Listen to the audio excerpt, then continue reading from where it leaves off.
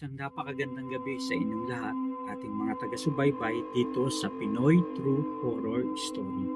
Ngayong gabi, ang ikikwento ko sa inyo ay ang isang padala na kwento ng isang OFW na nagmula sa Saudi Arabia. And simulan natin ang kanyang kwento. Pakinggan natin. Magandang gabi sa inyong lahat. Tawagin nyo na lang po akong si Ate Mierna.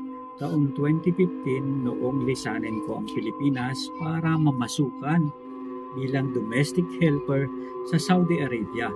Bitbit ko ang pangarap para sa 3 kong anak. Pero hindi akalain na ang pangarap na yun ay magiging isang buhay na pangungot. Dinala ako sa baba ng aking amo sa liblib na villa sa Al-Haper. Malayo sa kabihasnan, napapaligiran ng pader at laging nakasara ang bintana. Sa unang utos sa akin sa baba, Mierna, never open the curtain in the long hallway. Just clean and leave. Noong una, akala ko dahil sa tindi lang ng sikat ng araw, hanggang sa dumating ang unang gabi. Pagod na pagod ako noon.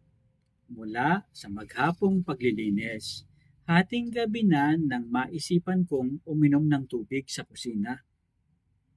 Habang sa kusina, binabaybay ko ang napakahabang pasilyo.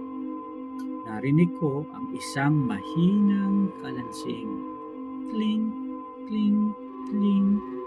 Parang tunog ng gintong alahas na nababanggaan. Huminto ako. Tumingin ako sa paligid.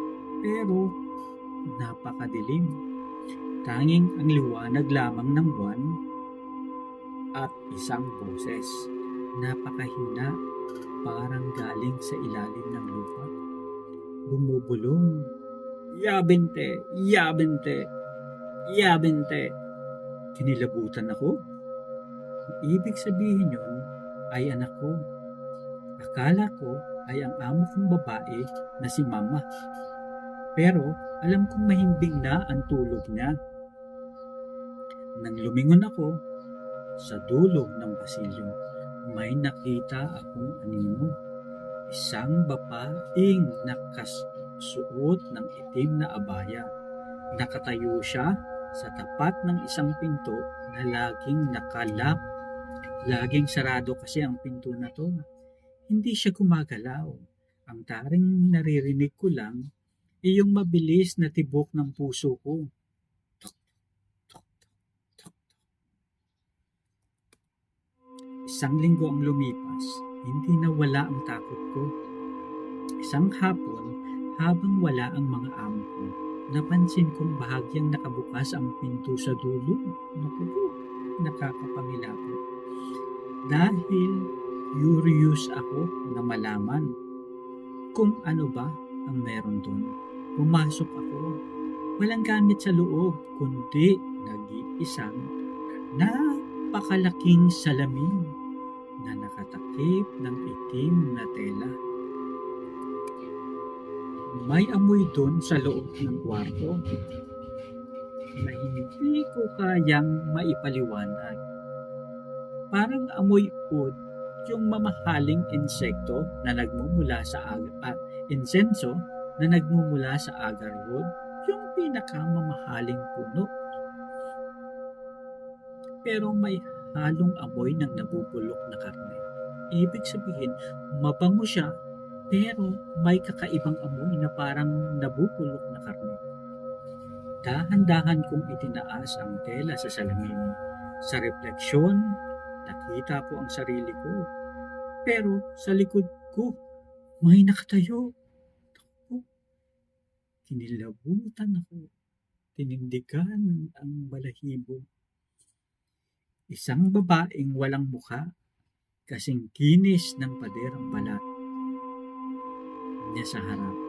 Pero ang kanyang mukha ay parang mga tuyong damo sa disyerto. Ang pinaka nakakapangilabot pa ay ang kanyang mga paa. Hindi ito paa ng tao, Ito ay kuko ng kambing, mabalahibo at baliktad ang direksyon. Nakakatakot, nakakapangilabot.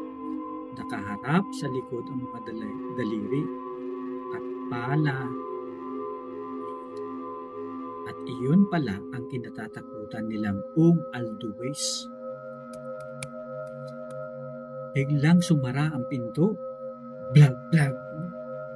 Nagsimulang humalakad. Ang isang boses, isang tunog na pinagsamang tao at ungol ng hayop. Hindi ako makahinga. Pakiramdam ko may mga kamay na sumasakal sa aking leeg. Sabi ng matanda doon, ang mga jinn tulad nito ay nananahanat sa mga pamilyang may kasunduan. Mukhang ang pamilya ng amo ko ay may itinatagong sikreto sa kwartong yon. Nagmakaawa ako kay Baba sa amo kong lalaki na pauwiin na ako. Sabi ko may sakit ang anak ko sa Pilipinas. Pinayagan nila ako, pero bago ako umalis, narinig ko uli ang bulong sa aking tenga. Akala ko, paglapag ko sa naiya, tapos na ang lahat. Isang gabi, habang natutulog ako sa aming bahay sa probinsya, narinig ko ulit ang tunog na yun. Kling, kling, kling. Tunog ng alahas na nalaglag. Ang kalansing ng gintong anklets.